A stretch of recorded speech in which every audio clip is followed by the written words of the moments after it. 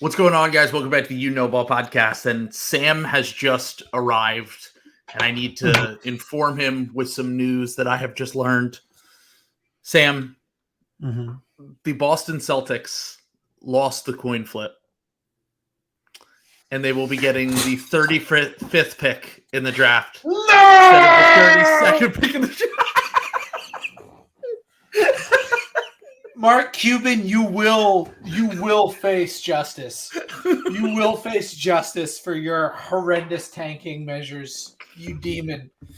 I would actually. I didn't realize we had the Portland pick because like earlier in the year when they were like way up, that was like way bigger of a deal. But them like sliding back to 5 means like this ends up being like a big who care. They fall 3 spots, But if they had lost the coin flip and it meant like them going to like 57, I would genuinely be pissed because I think you can get like a real player in like the 30s. Like, yeah, I know that was news that I was just informed by Celtics Matt, and his response was, by the way, this is the same person who told me that the Celtics were cooked before the Hawks game 1. And I was like, I just picked you guys to win the finals. And then he just said, this is going to be Tyler Hero, Romeo Langford shit all over again. Which, honestly, let's hold out on the Romeo Langford thing. Sam will be vindicated in time. Better than Tyler Hero, obviously. Yeah. But we are back, obviously. There have been real NBA games played. Actually, another thing that happened was the Bulls and the Thunder also had a coin flip. And the Bulls won the coin flip. So the Bulls actually have a 0.5% chance better of keeping their pick. It's very unlikely that it falls into the top 4, but they have the 11th best odds. So it possibly could jump all the way up. But for now, we'll wait and we'll talk about the draft stuff soon because the lottery is right around the corner. The lottery selection is right around the corner. But for now, let's talk a little bit about the playoffs. We're going to pull up a pick'em. Sam, I'm just going to let you pick the pick'em today because I'm sick of losing this shit. We finally won a pick'em, but it was only because Will was on. And we let Will cook, and he won us the Josh Giddey, DeMar DeRozan ticket that we did the other night. So now I'm going to pull up on here so you can see. Okay. We have tonight the games are, so we're recording this before the Sixers and Nets game 2. We're recording this before Warriors Kings game 2. So I'm going to scroll down. Obviously, I'm going to let you pick because I'm sick of losing this shit. We can pick from the Nets guys. We can pick from the Sixers guys, the Warriors or the Kings. What are you feeling? Well, let me see Sabonis's rebounds. That's my initial. If it's like lower than 12, I think that's got to be okay. Let's see. Yeah, Sabonis is 13.5 on his rebounds because he did dominate the glass in game 1, and I think he's gonna stay dominating the glass. Man, 13.5 is a lot, but he also leads the league in rebounds, and he's probably going to play big minutes. He didn't play massive minutes the other night. What's the higher lower on like rebounds? Like scroll down a little bit. Let me see all of the options for him. Like, is there a way to like put the rebounds? How about this? I like the rebound points 32.5. I think that higher. I think that's a good number right there. So you're going to go with that. In game 1, he did struggle. He missed a few bunnies from the field. He went 5 for 17, but he did have 28 combined. He cleared on the rebounds. He had 16 rebounds. But we'll go with your take here. That's my instinct for that one for sure.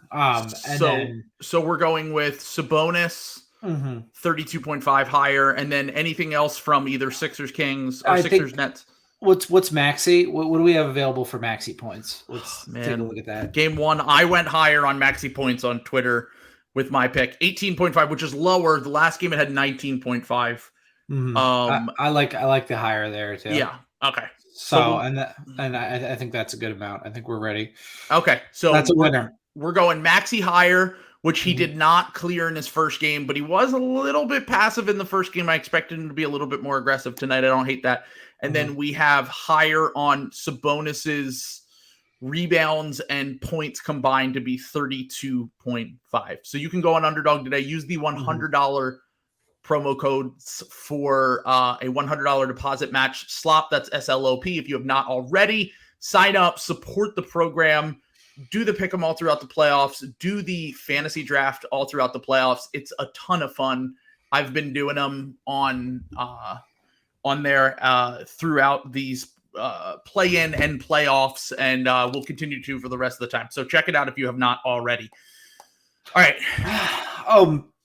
Jarrell, I should probably just say this right off the top. I'm starting to become disenchanted with the sport of basketball, and I think it's quite frankly disgusting with the dangerous positions that we put players in basketball.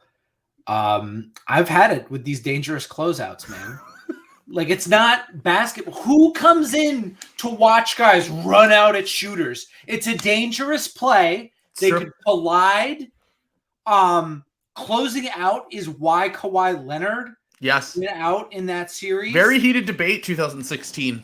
Yep. So I'm just saying, like, I've had it with closeouts, and I just don't know in good faith if I can keep watching this sport that just disgustingly doesn't care about the welfare of its players. It's frankly repulsive.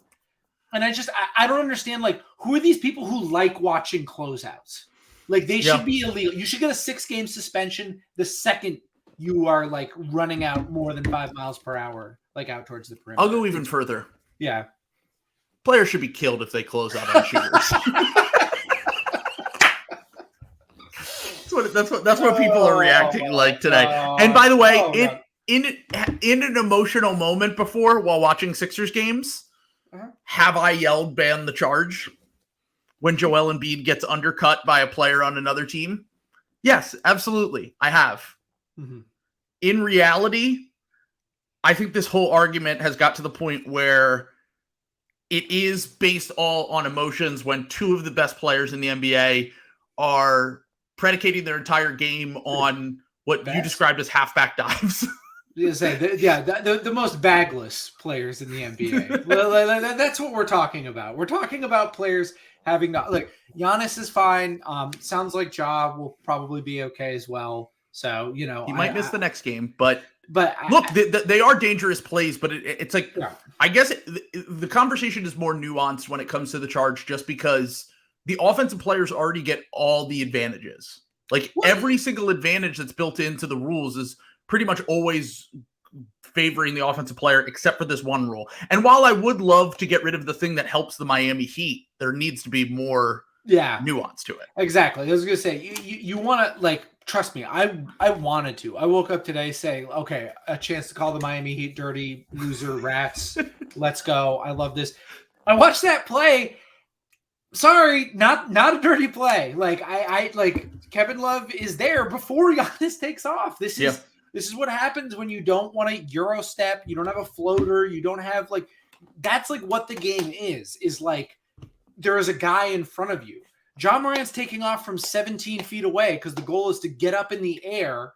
So when the guy who's going to get in between you and the basket in time, but by getting up in the air, you kind of get the benefit of the doubt. And that's just, I don't know. I think that we're talking more about a problem with the offensive players than we are with the defensive players, because you're out of control at that point. I'm sorry, if that fucks you up that bad, you're, like, out of control. It's not a clothesline. It's not them hitting you in the head. It's not them throwing you to the ground. It's them, like, getting in the way. And I'm sorry, like, that's basketball. Like, here's a great compromise that we all can agree on that Sadman has proposed. The charge is banned, but only for the Miami Heat. Excellent. Love it. Let's get the governors on the phone. Let's get this. No more Kevin Love grifting. No more Kyle Lowry grifting. Yeah. No, you're out of here. But I actually want to talk about actual basketball that happened this weekend, because this conversation, you've already heard it on pretty much every other podcast. People have discussed it ad nauseum. Go listen to other podcasts if you want to hear a deep dive on the charge conversation. It's podcast like make work. Like that article is written. That this happens literally every playoffs when somebody gets an injury, and then it's like, should we ban X? Yes. like it doesn't like, sorry, guys start playing harder in the playoffs and guys get hurt. Like it happens. I'm sorry. Like it happens every year, and we forget every year too, because I remember last year being like, wow, is there more injuries this year? Is it just me? And then I'm like, oh no, players just play more minutes, players play more physical, players play up and are more strategic, and that leads to injuries. Players are Tyler Hero broke his hand diving for a loose ball yesterday. Like shit just happens in the playoffs. Now, 3 in one day is pretty crazy between Giannis and Tyler Hero. Like real injuries that happened that like took them out of the game is certainly not super common, but it is every year at this time. There's just more opportunities for players to get injured, and that's obviously that's the biggest thing that I could take from the first weekend is that how is this going to affect the two teams specifically that had bad injuries? Let's talk about Memphis first, because it sounds like Giannis is going to be okay. We'll talk about that. Mm-hmm. I can't even remember how you picked that series. Did you pick the Lakers or the Grizzlies? I think I did pick the Grizzlies in 7, right? Yeah. And I said like neither of these teams are good. was my caveat, and I stand by that. Neither of these teams are good. Like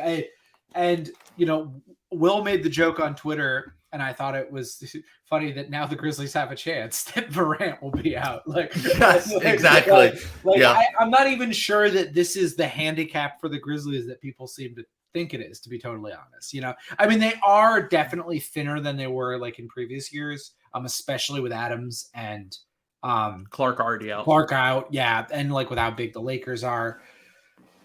I mean, I don't know. Like, coming into this series, I mean, that was always the problem, right? It was that the Lakers are one of the bigger teams in the NBA. And, you're missing your 2 starting big. Like, you have to play Xavier Tillman, who, like, on a good team should be the 3rd big, which would be normally what he is, I just think it's too much for Jaren Jackson to, like, have to, like, take care of all that stuff. Like, he is pretty good, like, all the jokes aside, with all the stuff. He's probably does deserve defensive player of the year, even with like the minutes and fouling caveats. But like, I just don't think Memphis was like ever in like a really like great position to begin with. But I also don't think they're eliminated from this series just because I still think this Lakers team is mid. Like, it's very funny how everyone's like come around like, well, we should have known the whole time this Lakers team is championship bound because they won like one game against a Mondo depleted Grizzlies one game team. where Rui Hachimura, the greatest first round playoff shooter of all time. I don't know if you know this, but the Sixers and the Wizards played in the playoffs 2 years ago, which is why Sixers fans think that Rui Hachimura is like Kawhi 2.0. Because he shot 60% from 3 in that series. Okay. Everyone was like, oh my God. So after yesterday, I did some calculations, and Rui Hachimura is shooting almost 70% from 3 in his playoff career. Very small sample, 21 shots, but he's made 14 of them, I believe. So between Rui having a Rui who is a good mid-range shooter, but a 29% three-point shooter. Between that and Austin Reeves, who, look, I like Austin Reeves. I think that he's a good player, but I wouldn't anticipate that you can rely on the Austin Reeves closing, taking over at the end of games, every game like he did yesterday. Now, having said that, Anthony Davis was very obviously the best player on the court yesterday, which is an issue for an already thin Grizzlies team that doesn't have 3 rotation players, including their star guard and including their other center that is incredibly important to their offense because of the extra possessions he can generate with his offensive rebounding. Not to mention his screening, which screening as well. Is massive. Yeah. So one of the best role player bigs in the NBA, your star guard that you have succeeded with before, because I think that they've had the ability. I will say this much though. I feel like when they've succeeded before, it's not to say that they weren't good without him this year because they were solid. But last year they were really dominant, and I felt as though it was because at least part of it was you could put Melton and Kyle Anderson in there in the regular season, especially. Kyle Anderson and Melton are both good defenders. Melton's a volume shooter, can handle the ball a little bit. Kyle Anderson's going to be a connecting piece for you, can be a little bit of a playmaker facilitator. I don't think this team has that. I don't think this team has, you can put Tyus Jones in there and he's a better shooter and, more steady-handed point guard than Ja Morant, but he's not quite the level of, dominant playmaker, scorer potential that Ja has in any given series. And I kind of came out of that thinking if Ja is out, I just don't see the way that they could make up the gap. If Ja were to play, I would still think that this series was going 6 or 7. I would still think this was a toss-up.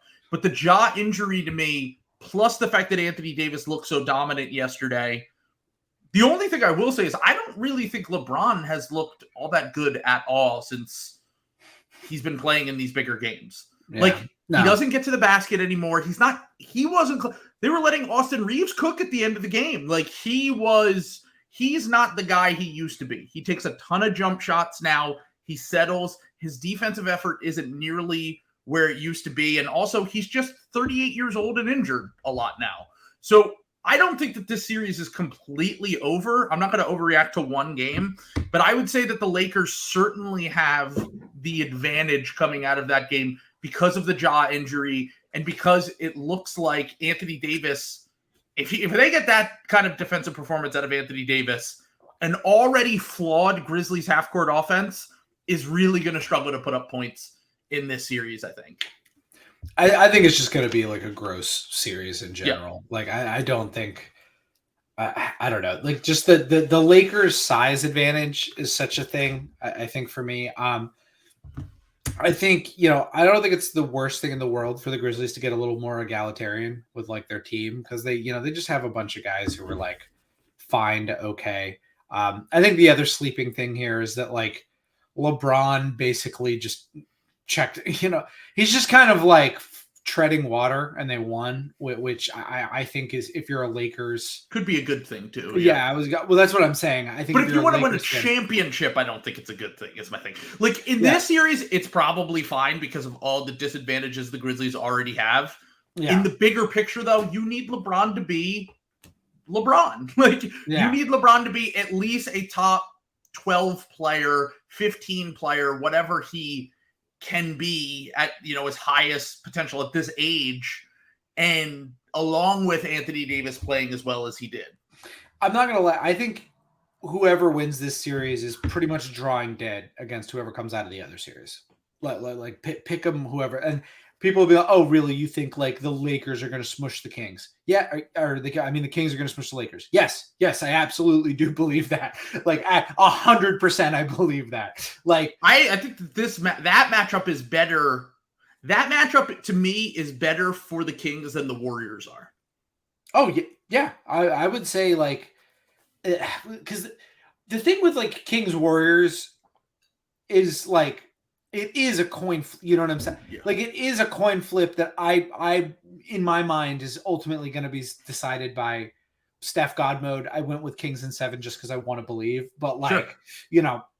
That really is just two teams. All right, who's going to win the percentages? There's a Sheehan's theorem thing going on there. I don't think neither the Grizzlies nor the Lakers play good enough defense for it to matter against either of those offenses, and neither of them play good enough offense to credibly vanquish definitely the Warriors. And I think both of them would struggle to keep up with the Kings. I don't think you can generate it even against a deficient Kings defense. I don't think they could.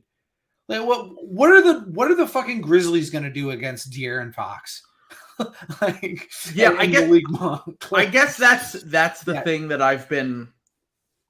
In credit to the Lakers, their defense with Anthony Davis and Jared Vanderbilt is incredible. I think as you get further into the playoffs, as we've learned in the Cavs series that has been happening so far, it's tough to play two bigs who both aren't reliable outside shooters together at all times. Yeah. It's just a tough fit in the playoffs. Look, if you can maximize it with spacing around those two, the Warriors have made it work before, but they also have the greatest spacing we've like ever seen from any team. Yeah, they're like playing 3 other guys who are like 2 of the other 3 guys they're playing are literally 2 of like what the 4 greatest shooters of all time. I mean, yeah, exactly. Yeah. It's not a situation that's exactly portable to every other team. Like, it's very much in a vacuum in its own like lane for spacing purposes. And I think that I'd be interested to see a Lakers-Kings series, but I actually do think that the Kings match up kind of well with what the Lakers want to do. I think that the Lakers really want to, and one of the reasons why I picked the Grizzlies in this series is that I thought the Grizzlies were going to be able to get out and kind of outrun the Lakers, make them look old and slow, get up and down the court quickly. And honestly, they were doing that a little bit at the beginning of yesterday, but the Lakers were able to slow down the game towards the end. And ultimately, when you make the game a half-court game, that is not what the Grizzlies want to do. The Grizzlies are the kind of team that just want to, generate extra possessions. They want to, like I said, they want to get up and down the court. They want to grab and go so that they can take advantage of their youth and speed in the full court. And I think that coming out of yesterday, I'm lower on the Grizzlies than I was going into the series because of the Ja injury and because the fact that the Lakers might just have the best player and a competent enough supporting cast. Having said all that, I don't anticipate the Lakers to shoot in the 40s again from 3.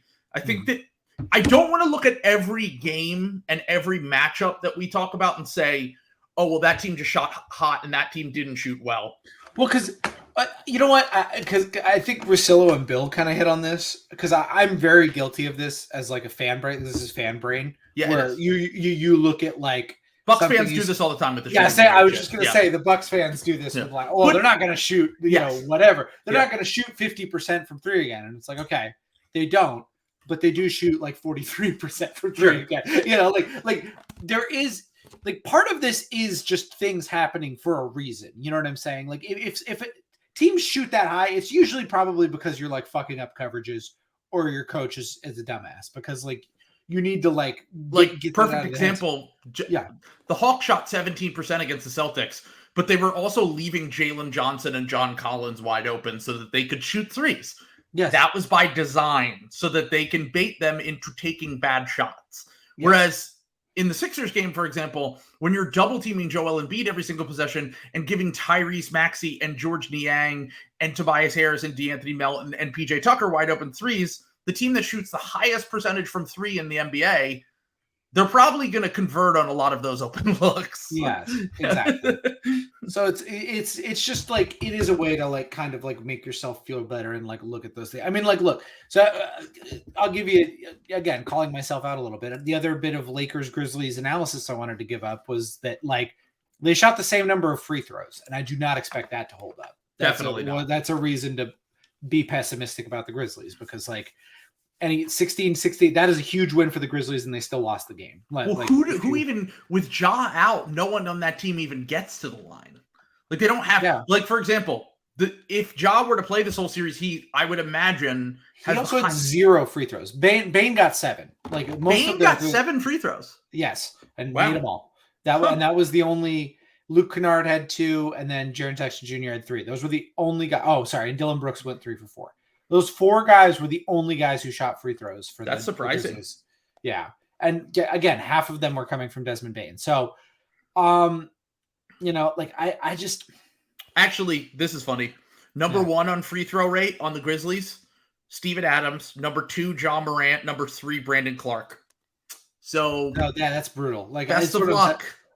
You get because that was the part of the other reason I was giving the Lakers a thing because I thought there'd be an enormous free throw discrepancy in this series. And I still do. I think that's coming. Like, that's another shoe that's going to drop on the Grizzlies. I think especially when this series moves back to LA, I think it's going to be hard for them with the Lakers hometown cooking is going to be like tough for them for something that was already a thing.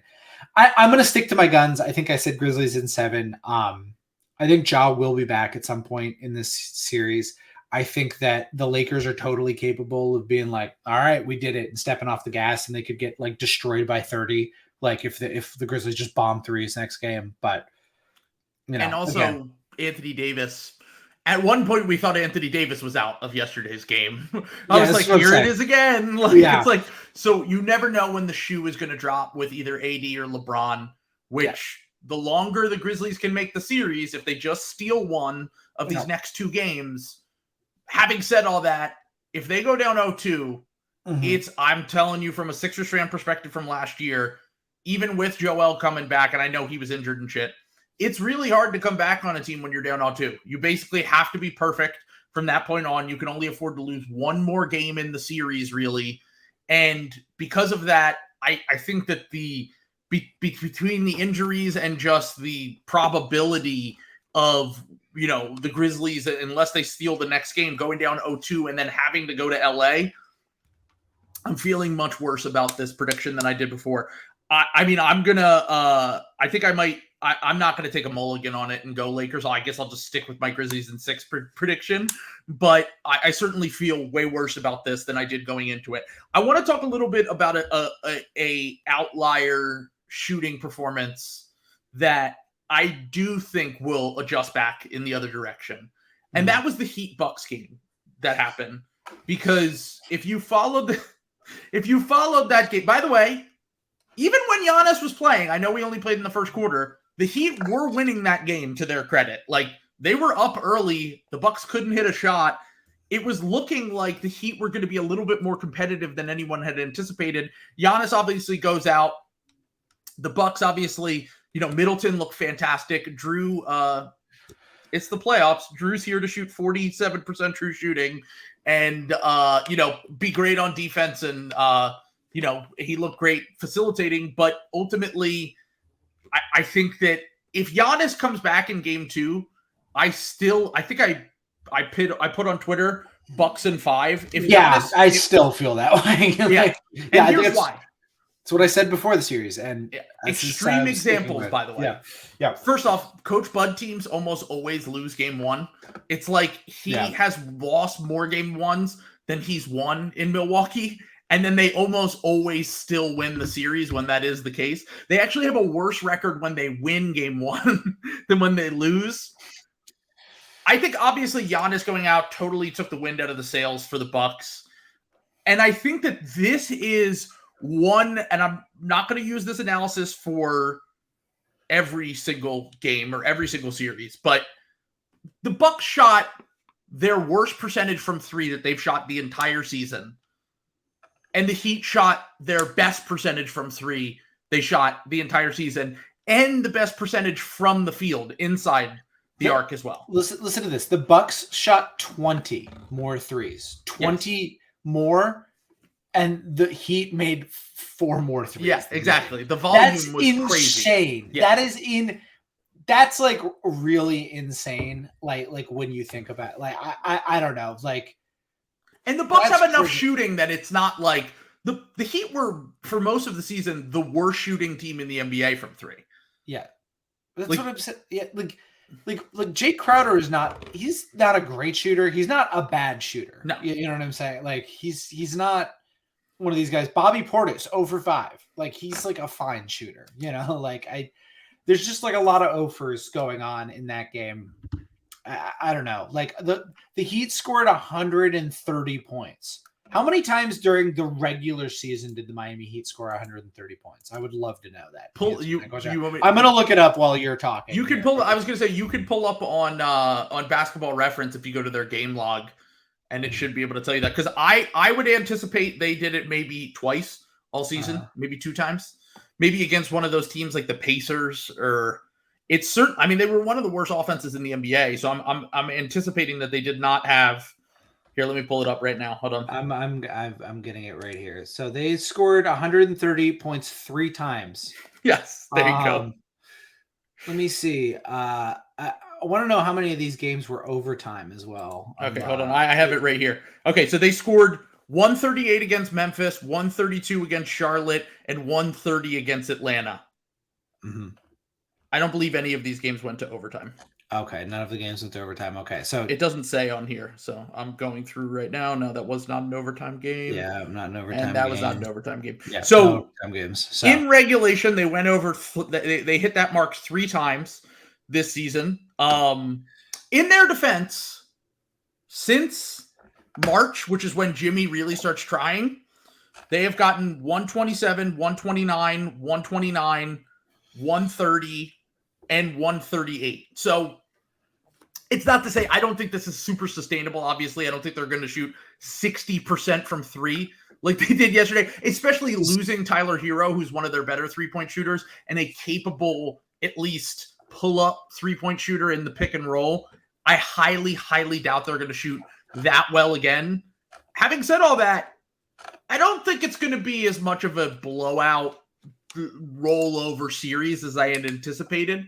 I think the Bucks are certainly going to win. I don't think that it's going to be, it might be Bucks in 5 or Bucks in 6, but it's not going to be Bucks in 3 blowouts like it was the last time that they swept the Heat. I think that this Heat team is not good. But look, if Giannis isn't 100% and the Bucks just have one more bad shooting game and then maybe just a random Jimmy game that you get or Max Strus in the play-in, for example. The playoffs are a lot about variance. They're a lot about small samples. They're a lot about hot shooting. They're a lot about random games where you get a ton more offensive rebounds and you get turnovers that can generate and run out and lead to more transition buckets.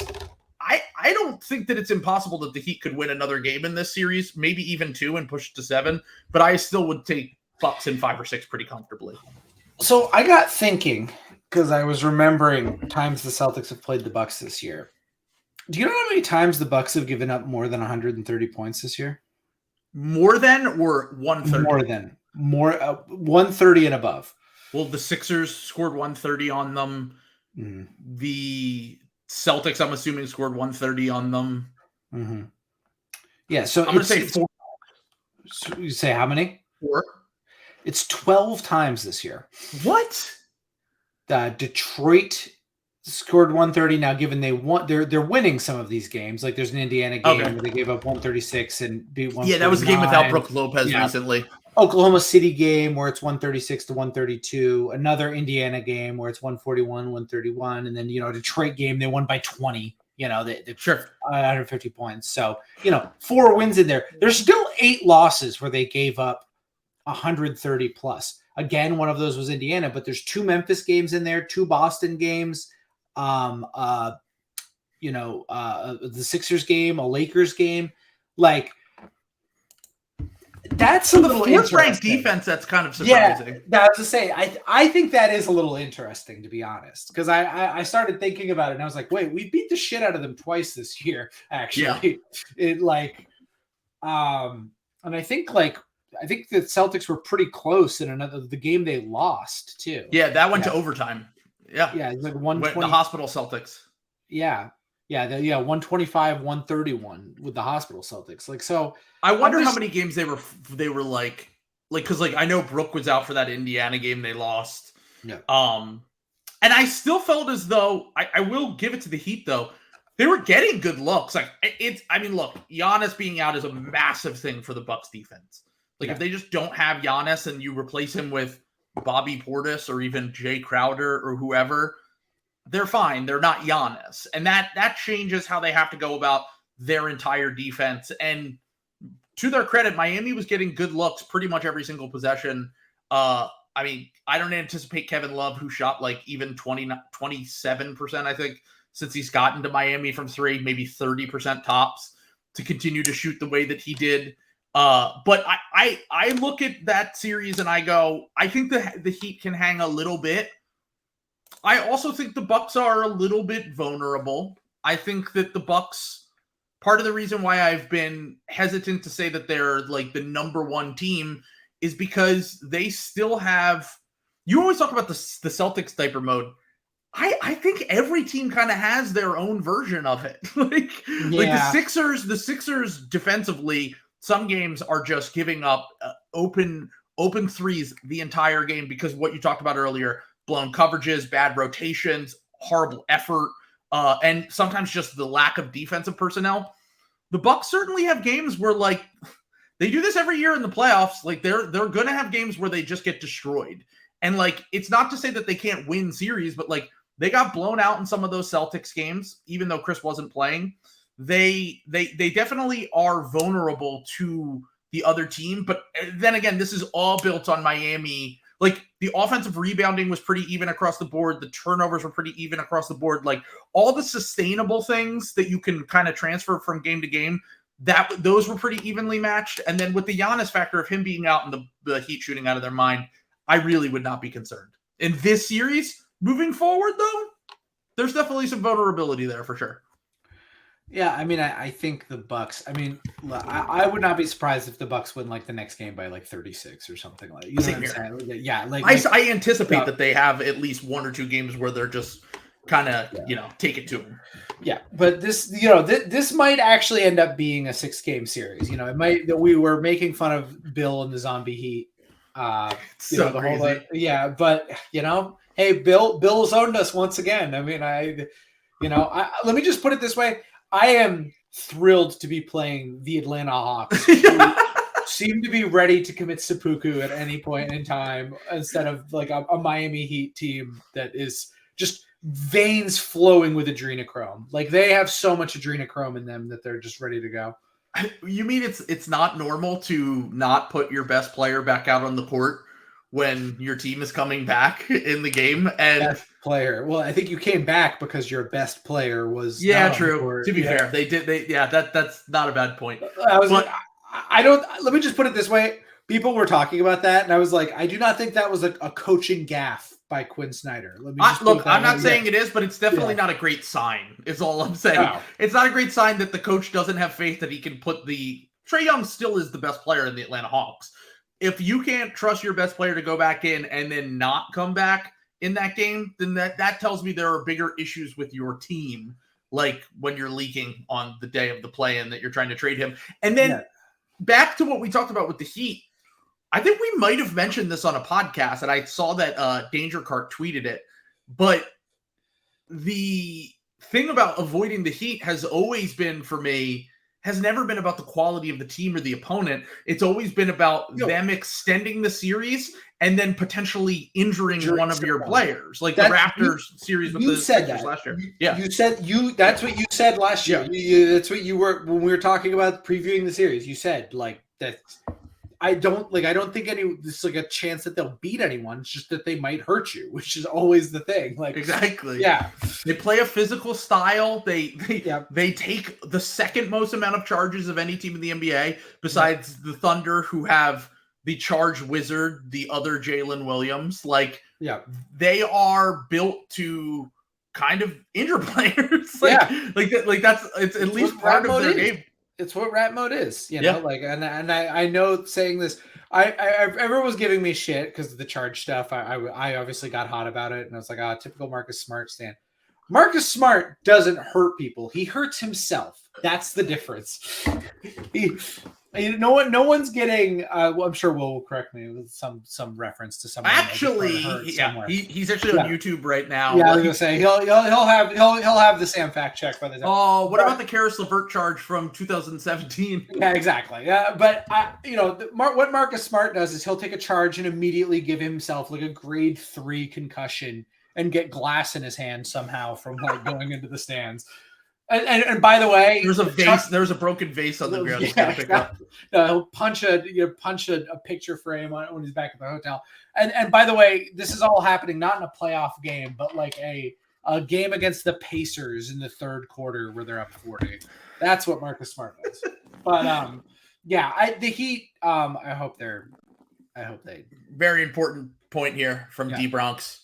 They're Navy SEALs. You can't compete against that. Yeah, they're stealing money. From stealing pallets of cash that were supposed to go to the Iraqi people. What's going on? As everyone responded, the Bucks should have said they're the Taliban. You do not. That is my thoughts on Game 1 of Bucks Celtics. You do not, under any circumstances, gotta hand it to the ISIS, aka the Miami Heat. Fair. I think that's fair. Yeah. No handing it to. You do not gotta hand it to the Miami Heat under any circumstances.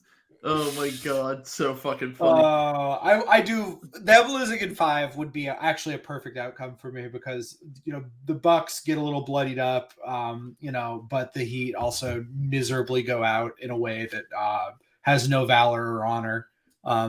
That's what I want. I want a pauper's death for that team. I want them to face no honor. I'm a little mad that I talked myself into. I with the play-in picks, I just got so caught on all the narratives. Mm-hmm. Like, oh, the Heat, the Hawks don't want to be there. Yeah. Oh, then they won. This Heat team might be done. The Wolves, oh, they look checked out. And it's like, this might prove to be true in time.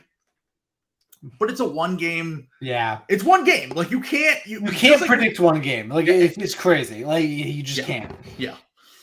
And I mean, honestly, I think if I looked at all these games, the series that we had anticipated being the closest still feel like they're going to be the closest. Yeah. Your Cavs-Knicks prediction is not looking good. I'm in trouble. I'm once again owned by the New York Knicks. God, for the record, for anyone who didn't listen, Sam picked the Cavs in 5. And me and Will were both like, yeah, still on the table technically, but me and Will were like, the Knicks are pretty good. Like, I picked Cavs in 7, but I had anticipated this was going to be a really close series. And honestly, I gotta admit, I underrated Jalen Brunson yet again. I thought that Jalen Brunson, when things tightened up, it was going to be tight, but he fucking was scoring at will, man. Like, I think he's owed me again. He's owed me again. You also underrated the non-RJ Barrett minute Knicks, because in the 17 minutes that RJ Barrett was on the bench, the Knicks outscored the Cavs by 17. And they won by 4. Oh shit. I'll take the L on that one when it's officially over and the Knicks have won 2 games, aka tomorrow or Wednesday. Well, Josh Hart is out now, they said. They said he's probably doubtful.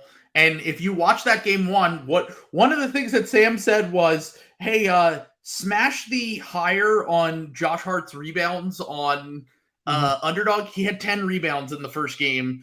He shot 8 for 11 from the field. He was a huge part of that win for the Knicks. And now we're going to probably see, I mean, it is Thibs, so maybe he just is like, we'll shorten the rotations and we'll just go a little smaller, or we'll play Obi Toppin more. But they're going to have to rely on RJ Barrett more. And after game 1, I'm not feeling great. There were 2 guys in that game that I felt did not play great. And it was, Randall looked good in the first half, looked very good in the first half off the ankle injury. But the 2 guys I'm still the most concerned about in that series for the Knicks are RJ Barrett and Mitchell Robinson. Thibs showed that he can go to different lineups. So Hartenstein closed in that game. Mm-hmm. And the Cavs, like, the thing about the Cavs is, like, we talked about the Verno rule. And we talked about, I think, when we applied it to the Suns and the Cavs, which is don't play bad players. Yeah. Both of these teams play a good amount of bad players. Like, they both pretty much only have 4 good players. Yes. And spacing-wise, it's all fucked up. Isaac Okoro made 0 threes when he was left wide open from 3, which was on purpose by the Knicks. The Cavs, Evan Mobley offensively did not look nearly ready enough for that game. Darius Garland. Yeah, I was just gonna say that was the thing that scared. That was the thing I was not expecting. I can't believe how MIA Darius Garland was in those games. Credit to David, who's a Celtics fan that listens to the podcast. He was on one of my streams like 2 weeks ago, and he was like, "I think Garland's really going to struggle in the playoffs." And I was like, "Why?" And he was like, he's a small guard. It's his first playoffs. They always get physical with small guards, and they're not used to it. And in the press conference after the game, he said, I wasn't ready for the physicality. He's like, they let you get away with way more in the playoffs than they do in the regular season. It was my first playoff game. And Okoro even complained a little bit about the refereeing as well. And that's never a great sign after game 1 when your team's already complaining about the refs. Jacques Vaughn did it after the Sixers game, and I was like, yeah, that's tough. I mean, well, first of all, what does Jacques Vaughn think Does he thinks his team is going to have the free throw advantage in a series like this is literally the Sixers meme. Admit it, free throws made you cry. Exactly. It's working. I mean, Nick Nurse at least waited until game 3 last year, I think, to complain about it. And then Joel might have been game 2. And I think in game 3, Joel went up to him and they asked him what he said to him after the game. And he said, he's a great coach. I respect him. But I very respectfully said, stop bitching about free throws. Very funny. But that was funny because he was complaining about 3-second violations and traveling calls that they weren't calling on Joel, which, I mean, I didn't notice. Maybe it did happen throughout the game. I didn't rewatch the game, but I certainly don't think that was the difference in that game. I think the thing that I fucked up in this, the other thing I fucked up in the series, which is bad on me because I should have known better. The Knicks are just a more physical. The Knicks have the dog in them, Yes. and I just don't. They have dog mode. They do. They have They haven't escalated rat mode, but dog mode. You know what I'm saying?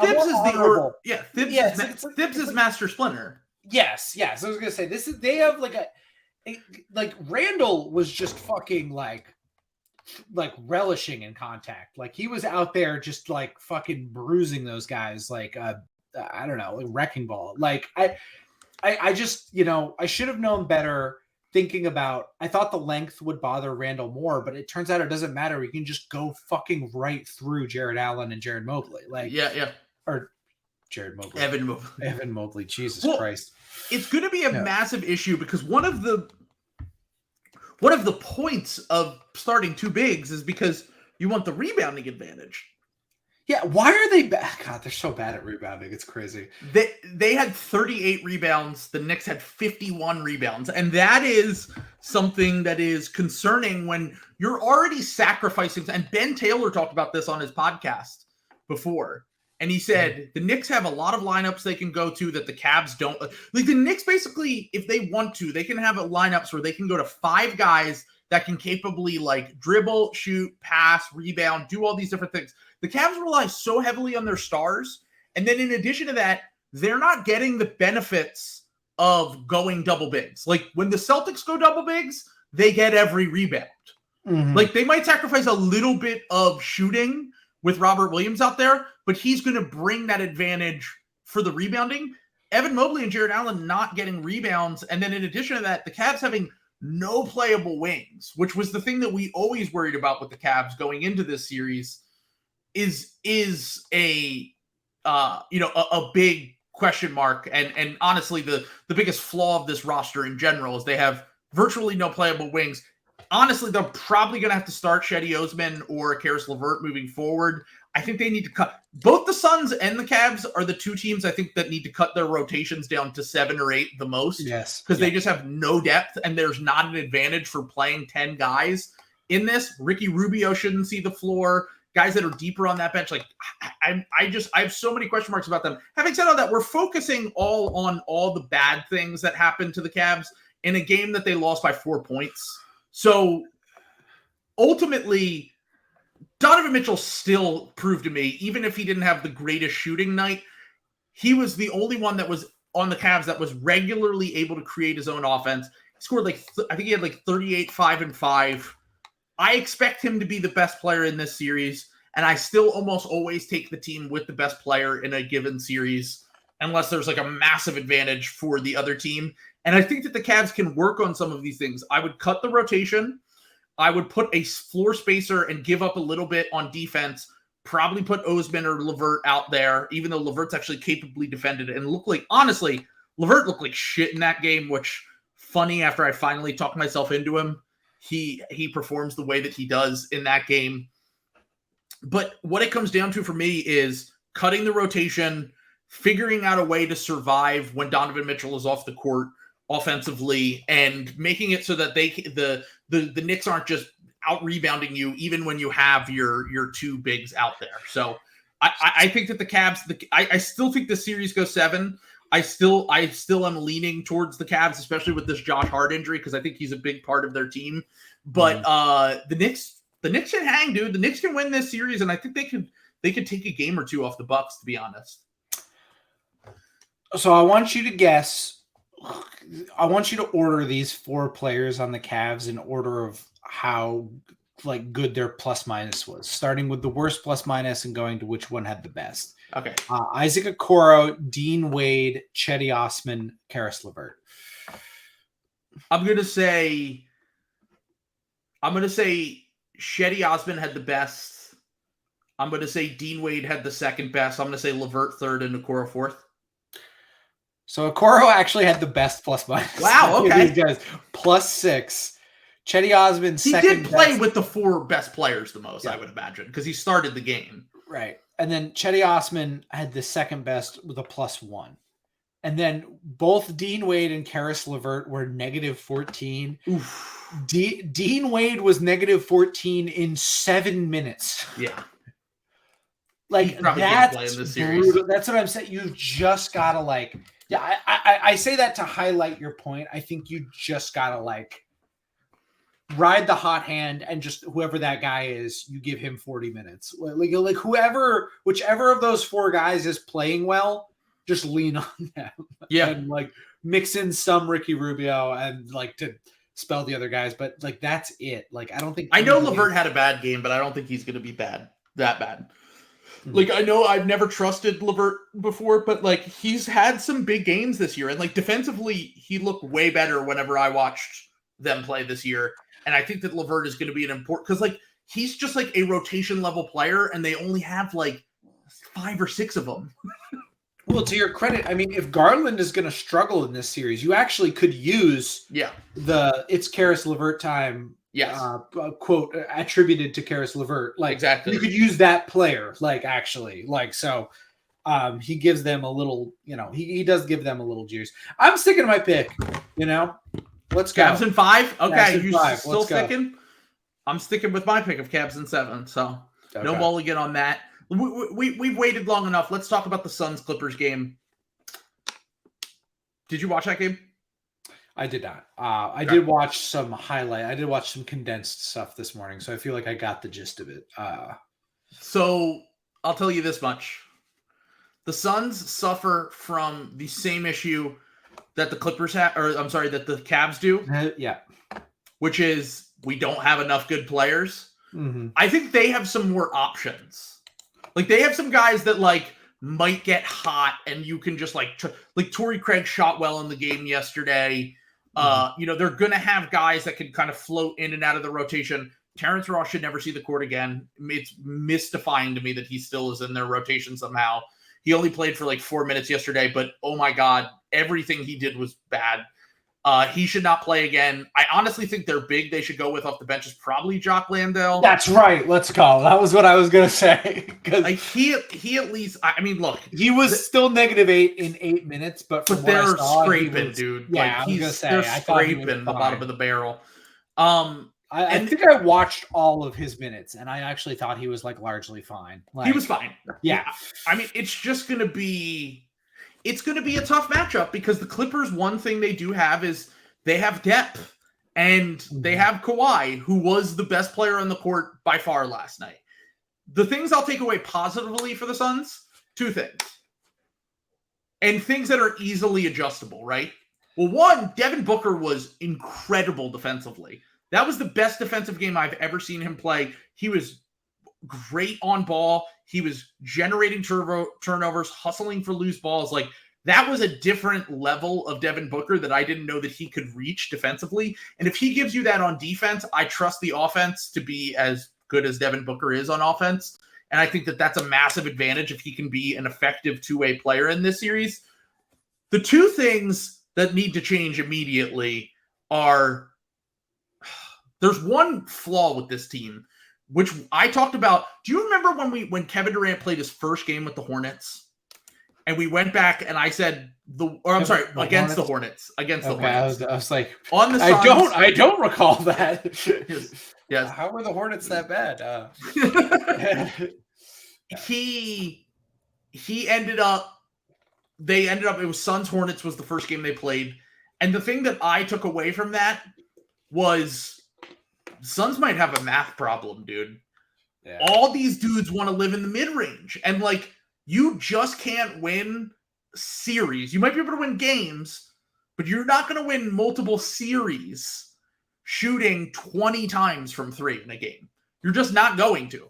And they know that they can bait you into taking those shots because your 4 best players, Chris Paul, Ayton, Booker, and Durant, all want to live in the mid-range. And if they're not able to generate open threes, if they are not willing to take open threes, that is going to be ultimately what sinks this team, because other teams are willing to. The Clippers have tons of guys who are sometimes not the guys you want taking threes, like Russell Westbrook proved last night, but Kawhi, Eric Gordon, Terrence Mann, like they have plenty of rotation players. Kawhi was so fucking good, man. I'm so like, it's so funny that he just fucking like checks out. Like I had to look up. I can't believe he only hit 3 threes. Doesn't it seem like he hit like 7? Like it feels as though when you're playing, I'm telling you as someone who has had to face again as a fan of a team that had to play against Kawhi, every Kawhi shot in the playoffs feels like they scored 6 points. Yeah. He's a momentum killer, man. Like he's so I forgot. Like now I'm like kind of mad at myself for not sticking to my guns on the Clippers pick because they might have a chance actually. Like okay, so here's the thing. As inspiring as Russell Westbrook's energy and effort was last night, as the advantages that they honestly have from every position, arguably from 4 to 8, if you consider Chris Paul looks fucking cooked, dude. Like DeAndre Ayton effort, energy levels up and down every single night. Like I didn't think either of those guys played a great game, and they still barely lost, which is a positive you could take from this. But why are you treating Kevin Durant like he's third option? Kevin Durant barely touched the ball until like the second quarter. I know he missed a few shots at the beginning of the game, and then down the stretch he had Kawhi on him. So like I understand why he didn't at certain points, but like you have Kevin Durant on your team, use him.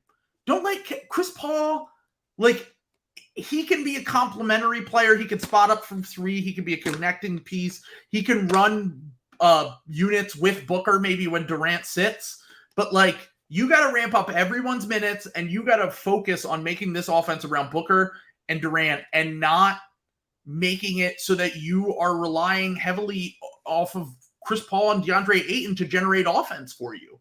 You need to trust your stars because they're going to be what gets you as far as they can get you. And I understand you want to play as a team and you want to give everyone touches and all that stuff, but like this is the playoffs. This matchup could be much more, close than we had anticipated.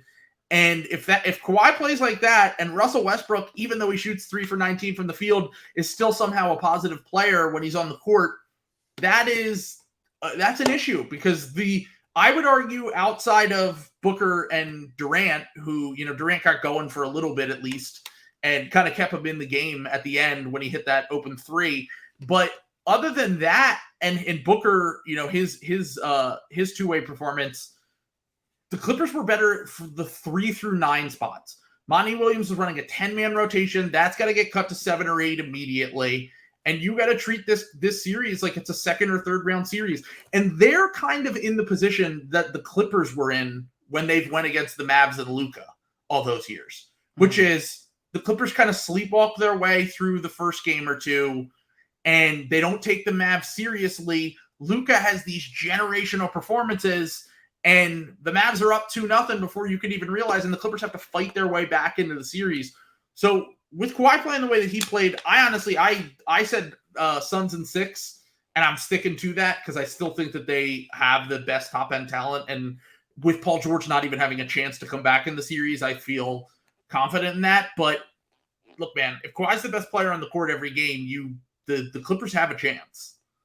Can I give you a little I'll give you a taste of something I'm worried about? Yes. So the next double experience weekend in Modern Warfare 2 is on April 20th. So you have to know that DeAndre Ayton will. Oh no! Will. So when is that? That's game 3, I think. Game 3. Pivotal game potentially. You're down 0-2, going to Los Angeles, and he's got double XP weekend, you're cooked. You might not get back home. Yeah. My God. I'm worried. Honestly, I'm worried about Ayton and Karl Anthony Towns. Yeah, I was gonna say, that's brutal. I mean, I know Book streams too, but I feel like he's probably got to be plat or gold or diamond at something like this. Yeah. So he's respectable. Yeah, he doesn't need the new experience. Yeah, he'll just get back to it later in the season. I mean, look, I think the math problem. It's so funny to me that the Suns have the exact opposite problem the Raptors have.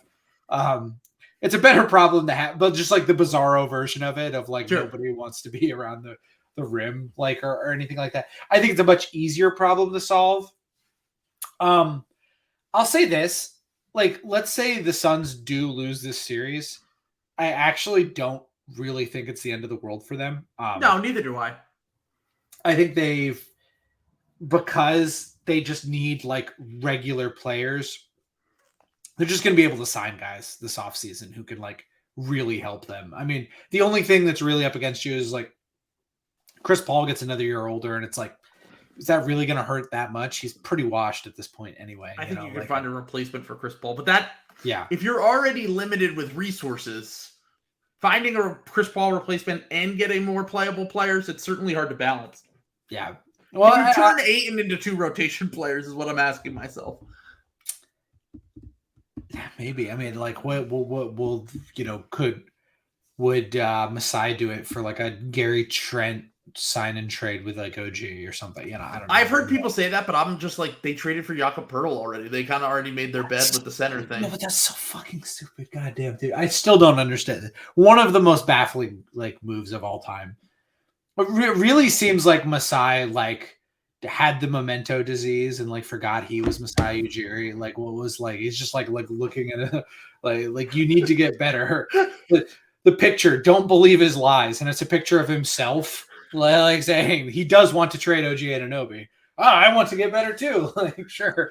I still don't know what's going on there. We were talking about this earlier. We were talking about how, like, I said the Spurs and the Pacers should be, their front office should be in prison for helping the Celtics get 2 good rotation players for virtually late first round picks in Derek White and Malcolm Brogdon. And then Celtics Matt was like, well, every year good rotation players get traded for like first round picks or like not much really.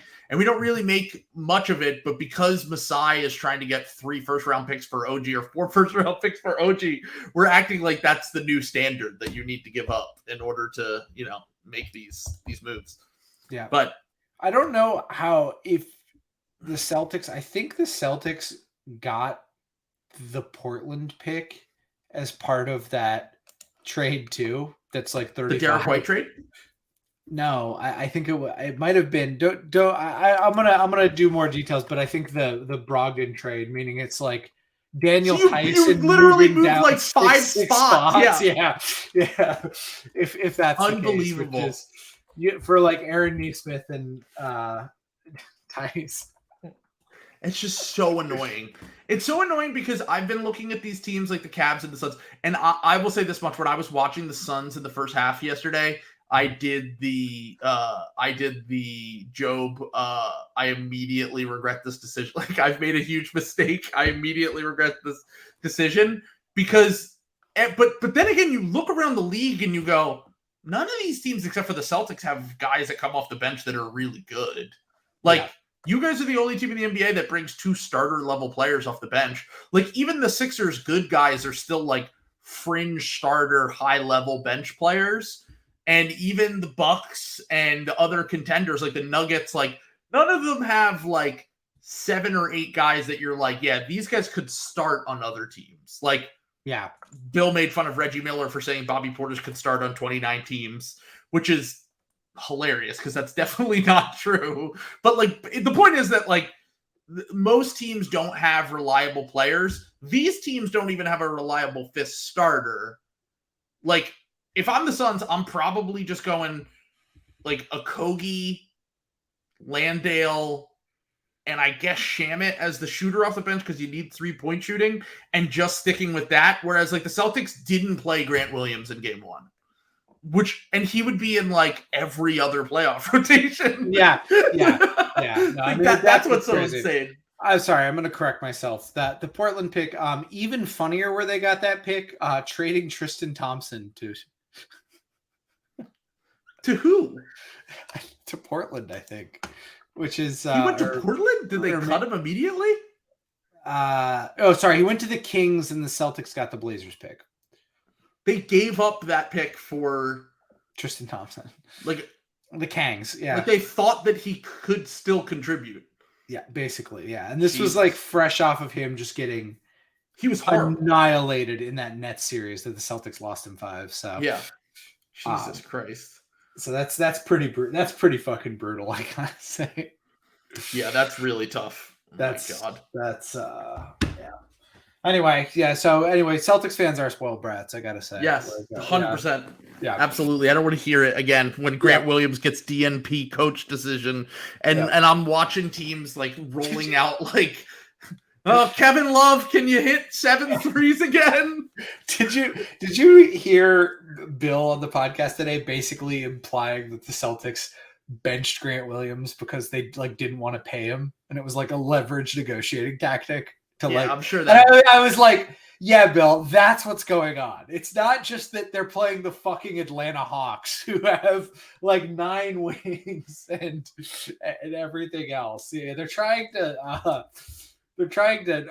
artificially deflate the value of one of their guys. Like, yeah, I'm sure. Bill says that, and then also in the same breath says that what pissed off Jaylen Brown was that the team didn't come out and say no, or the team didn't lie and say we would never consider trading Jaylen Brown for Kevin Durant. Well, they're being savvy with Grant Williams. You know, that's a savvy move. Yeah, it's a savvy Jaylen Brown might leave, and that's bad for Bill. So they should protect him. That's great. I love Bill. God, he's so funny.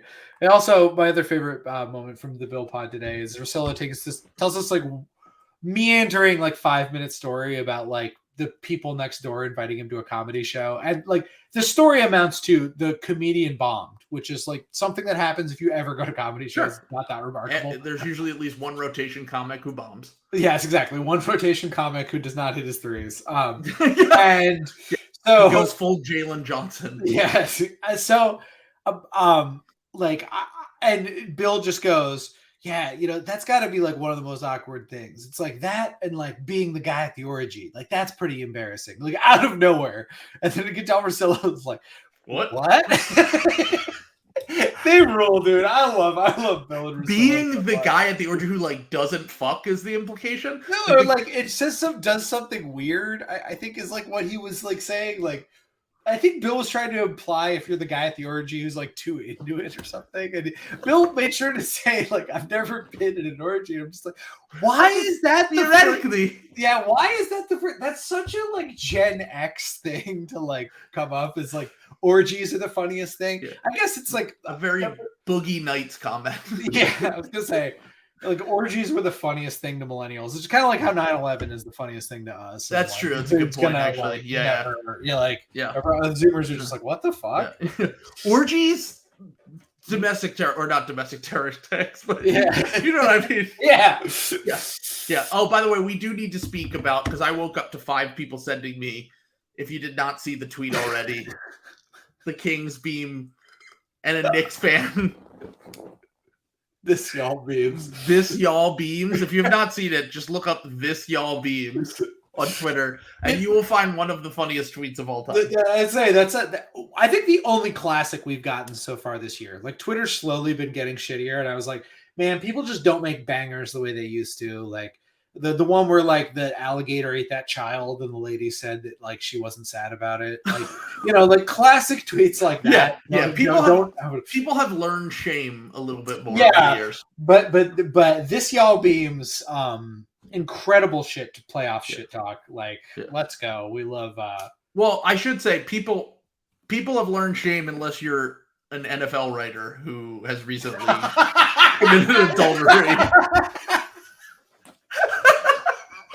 Oh my god! Shout out to Benjamin Albright. Hope you're doing all right, dude. Fuck, man. I freaked like I had already memory hold that. That was like genuinely one of the more like bizarre things I've had. I was so shocked by it that I didn't even respond. I was just like, why is he telling everyone that he cheated on? So he just was like, hey, by the way, I fucked up. I cheated. I guess like as like a public form of apology. And she's like, why are you posting? That's what I'm saying. No, like, so he clearly did this to be like, no, like in his mind that like owning up to it would like, you know, oh, I'm going to like publicly, like, yeah, I'm going to self-flagellate. Like, I'm going to like take my lumps and this will show how sorry I am. Not realizing that by doing that, you're embarrassing her fucking worse. Yes, like, you're so telling everyone worse. that you cheated on her. Yeah, like you're like giving a like 19 tweet blow by blow tweet about how you fell out of love with your wife, quote unquote stupidly, like went on this just incredible. That's just such a funny thing because it just shows like there's just people who have like not been online enough. Like that's kind of normie behavior, you know what I'm saying? Not understanding how online works. Where like this will not work the way you think it will, brother. You're like 100,000 followers. You're not like a small time like reporter. It's incredibly weird. And it all happened, as someone points out in the comments, it all happened months before. One of the strangest things that I've seen. Yeah, no. So let's just say the Quinn Snyder diet was hitting hard that night, and he felt like he had some stuff he had to get off his chest. He's on. Had to do it. But that was like the first thing I saw when I was watching Hawks Celtics. Is I'm watching Quinn go like, don't rub it. Don't rub it. And you just like see him thinking, don't rub it. Like he's just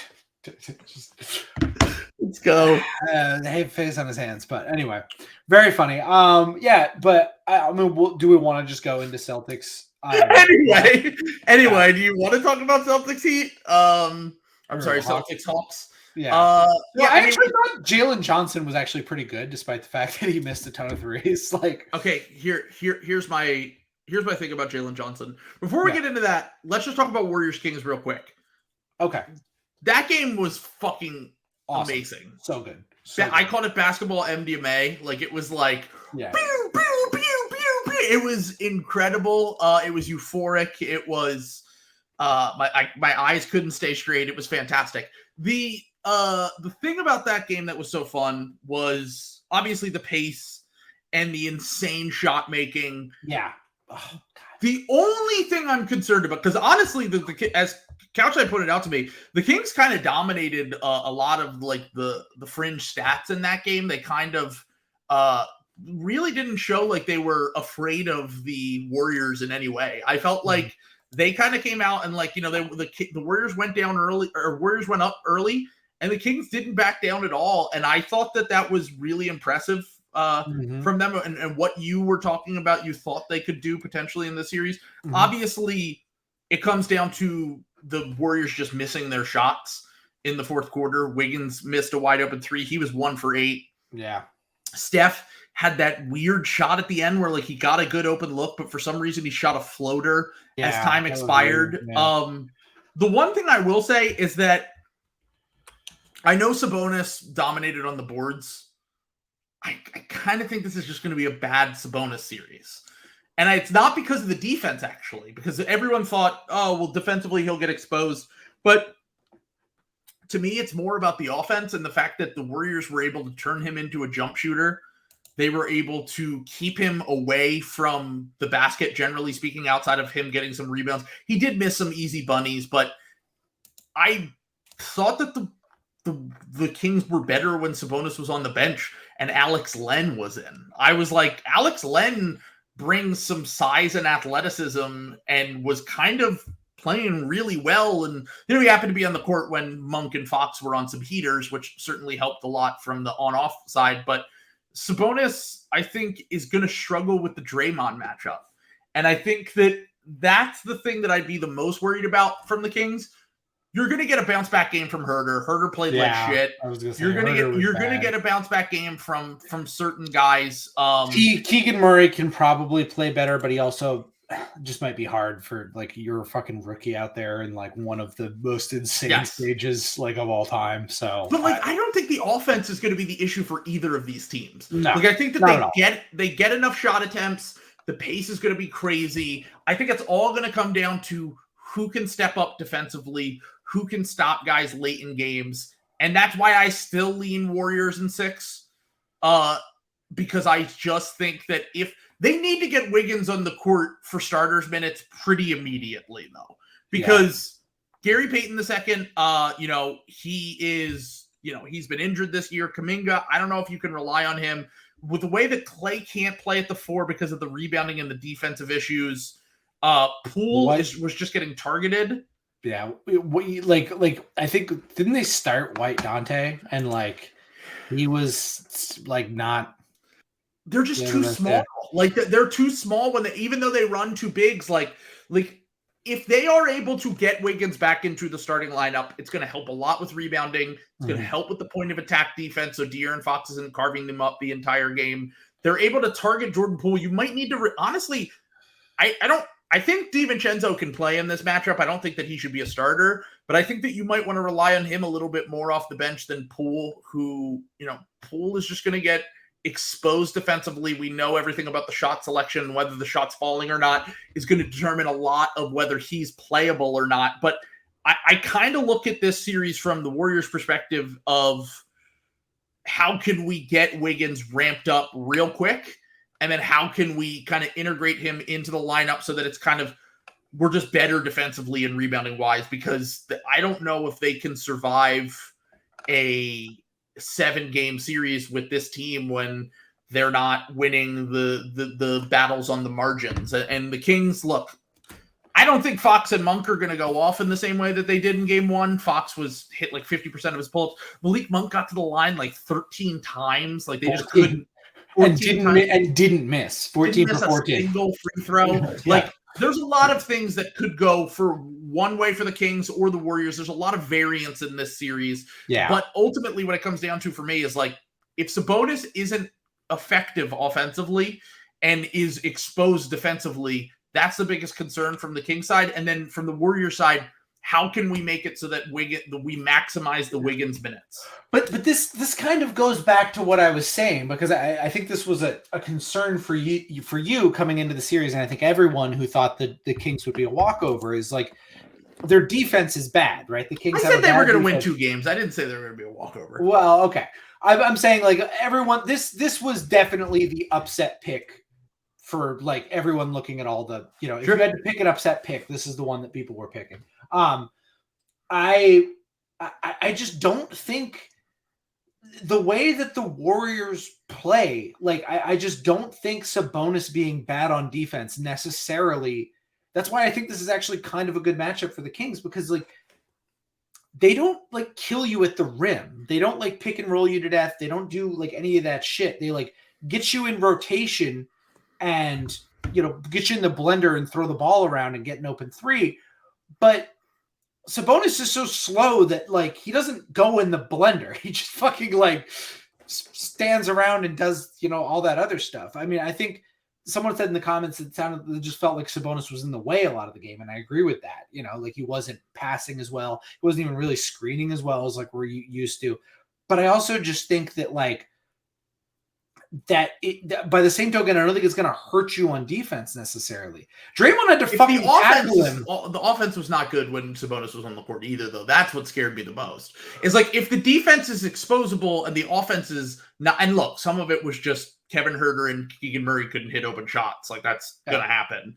But another part of it was like what you're talking about, which is like it didn't the actions that have been their bread and butter all year that have made this thing go didn't seem quite as effective with Sabonis on the court as it did when he was off the court. And like I think one of our biggest concerns with Sabonis, even when he was balling out this year, was like when you get to the playoffs, do you trust a center who not only has defensive issues but also can't really shoot? And if you're running your entire offense through him, the Warriors are just going to leave him open and bait him into taking mid-range shots, and he was not converting on any of these looks. He even shot a 3 at one point. I was like, what the fuck? He doesn't shoot threes. Like, yeah. I mean, And again, in spite of all that, like 16 rebounds. He affected the game in some ways, but I felt like this series on the whole for him is going to be tough. I mean, it's going to be tough. It's going to look ugly. I just don't think. Like, I think if they were to play the Lakers next round, I think that's actually a worse series for Sabonis and his defense, just because of how much the Lakers want to get to the rim, like with like Austin Reeves and Anthony Davis and LeBron James. And I think that's where you get hurt. The Warriors will shoot layups. They don't really want to shoot layups. They want to 3-bomb you to fucking death. Like, and they're starting 3 guards, that really helps if you're the Sacramento Kings and have no fucking size. Like if the other team is just going to start Steph, White, Dante, and Clay on the wings, I don't know. I think to your point, I still don't totally know what to make of this series because the variance is so crazy. I mean, this was a 1-possession game, that came down to Clay God mode, but it's not like Steph and Clay were bad. I mean, Steph shot 42% for the game, 6 for 14. Clay's defense was pretty bad, but that's just who you he just is. Get that sometimes. Yeah, it's that's who he is now. Exactly. That's like I don't think that's changing. I guess I think the Kings are very much alive in this series. I still think the Warriors could absolutely still win this in 6, for example, but I feel pretty comfortable with the Kings in 7 pick. So did we think that there was anything of significance when after the game, Steph basically did the same exact thing he did after Celtics game 3 last year, which was he went right up to his family, was like, hey, I think that there's at least part of Steph's brain. It's either one of 2 things. Steph either knows no matter what happens this season, nothing matters because he is a competitive guy. Like he is he cares when they lose and he gets up. Like there's definitely games in that Grizzlies series where he was kind of pissed after they lost. But he seemed completely light. I think that he knows that they can win this series, that it's going to be a close series and that it's totally winnable and that the Warriors can make a run. But I mean, you said that the rim attempts thing isn't it's not their bread and butter, but when you're chasing guys off the line, it's going to lead to some open looks down low. And I don't know. I still just think that the Warriors are just, their defense isn't there like it used to be, and they're exposable and all that shit. But if Steph's coming off the court and he just thinks that they can he's just acting like it, basically nothing just happened, I feel like they're very confident they can still win this series. And that matters to me because they've been there before the Kings haven't. I wouldn't read too much into that because that is the defining characteristic of the Warriors is their swagger and true, they're whatever. Shit. Yeah. That's kind of what makes them playing the Grizzlies a little bit of an outlier because the Grizzlies do get under their skin. Yeah, the Cavs never really did that, to be honest. Yeah. That was just Draymond felt like kicking someone in the dick. I don't know. Exactly. Maybe there was something else going on that Steph was excited for. Maybe there was some low-income housing that he could shut down coming to his neighborhood. Or that there was some sort of new cryptocurrency he could peddle and endorse in a Super Bowl ad to thousands of innocent people who don't who trust his brand and name and can get in on the bubble right before it pops. So one of those things that one of the 15 greatest players of all time did. 15, 10, 5. Okay. 5. I don't know about 5. 10 I'll give you if I don't know about Talk 5. soon. Talk soon. Okay. After this run, he will be officially stamped. Okay. not with my beautiful Malik Monk in between. Protect them. We'll see. This is certainly the ball don't stop series, though. This is certainly is it the ball don't stop series though? They do have a lot. He loves De'Aaron Fox. He loves Malik Monk. He's obviously like Steph, but I guess Clippers Suns would be more because you have Booker, Kawhi, and Kevin Durant, mid-range gods, and then Chris Paul too. But he's not much of a hooper. Yeah, no, I mean there's still quite a bit of hooping going on though. It's the most fun series by far. This is why, like, and I mean this, like, it's gonna sound like I'm making a joke. This is why I unironically respect Ball Don't Stop so much more than like most like NBA analysts, because tell me he's wrong. That shit is fun, man. Like, not only is it fun, but it matters in the playoffs because we see every year these teams that have no shot creators get to the playoffs, and you're like, oh shit. When the other team figures out your whole offense, like, there's nothing you can fall back on. And these teams have shot makers at like every fucking position on the court, basically. And it makes it a ton of fun. And it makes it, honestly, it translates incredibly well to the playoffs. Yeah. The Kings also still do have the card that I'm going to be watching. If things get dire, will Mike Brown go to the Harrison Barnes at center lineup? And just Shemezi, pull out the Metu. The Metu. God, the Parm. Press series. The Shemezi button. Yeah, this Shemezi button comes into the. It's right next to the beam. It's just like. There's a chance the Western Conference Finals is Jacques Landale against Shemezi Metu. Let's go. Have Parm on to. Let's go. The battle. The Parm Bowl in the backup center minutes in the Western Conference Finals. Let's go. All right. So let's talk, before we get out of here, let's talk about the two series that we are both affected by. Celtics-Hawks. Let's talk about that first, because we'll save the Sixers-Nets for last. They're playing tonight, so some of this might age poorly if there's another outcome from tonight's game. But Celtics-Hawks. I really think I'm being unbiased here. I think this is the most boring and least important. Both of these series are very boring and unimportant. And I feel like I'm not being a homer when I say that. I think both of our teams have a very good chance to sweep both of these series. I do not see. I think I picked the sweep in the Sixers, and I didn't want to curse the Celtics, so I gave the Hawks a courtesy game and said Celtics in 5. I feel very comfortable watching both of those first games. Yeah. Neither of these teams have any fucking antidote. Like, it's just going to be getting hot from 3 is like the only chance either of these teams have.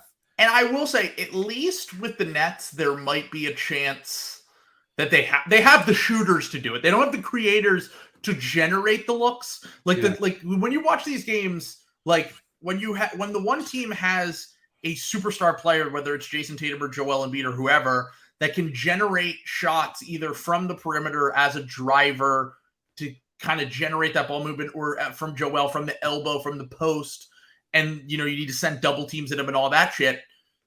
The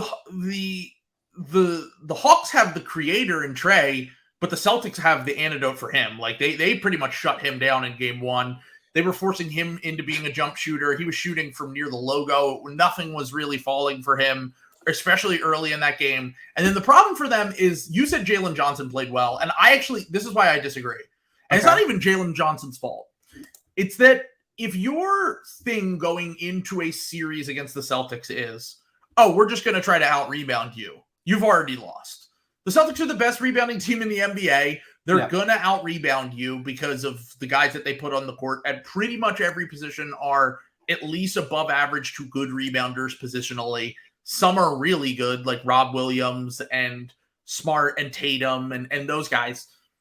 The thing is that I think that the Hawks need to kind of go in a different direction. I would bench Jalen Johnson. I don't think that he can hang on the court when you're already playing Clint Capella, Okongwu, Collins, who has had a down shooting year. I would play AJ Griffin and play a little bit smaller, and then just lean into, let's put up 45 threes, try to put up 45 threes in a game and hope that we can steal a game or two, because when their shots weren't falling in the first half yesterday because of the personnel that they put on the game, or they put on the floor, the game was over. Like, they had that fake comeback at the end, but like the game was cemented in the first half because the Celtics are just by far the better team. But also, in addition to that, like, they were reliant on shooting jumpers without the proper personnel to put out there, and they were getting dominated on the glass, which was the one advantage they were trying to create by playing bigger. So, yep. Yeah, I mean, Derek White already has 1/8 of the amount of 3-pointers he hit all of last playoffs in one game. Jesus Christ.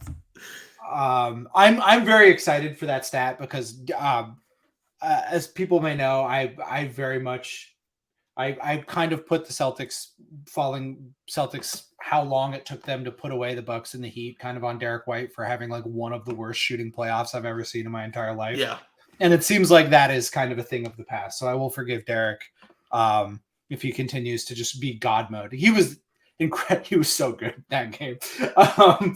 And yeah, I just don't think, like, even me, who is like a diaper baby about like when the Celtics blow 20-point leads, and they do it all the time.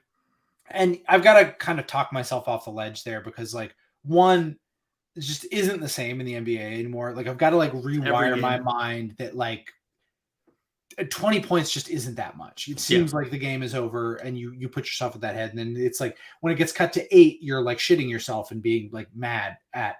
But it just happens every game, one. And then 2, it happens a lot to the Celtics because the Celtics are a good team and are up a lot. Exactly. So that happens all the time. Sixers, Celtics, and Bucks are top 5 or top 10 and blown leads. Because they win more games than other teams. They're the teams that are up by that much. Yes. They have the opportunity to blow the games. Yeah. So, I've got to like talk myself into that. And I've never seen a faker comeback than that one. Like I was starting to do like, I like queued up the diaper disaster, like tweets in the drafts. And then just, I was like, I literally deleted them before Al even hit the 3. I was like, no, this game is over. What am I even doing? Like, I'm just, it's good.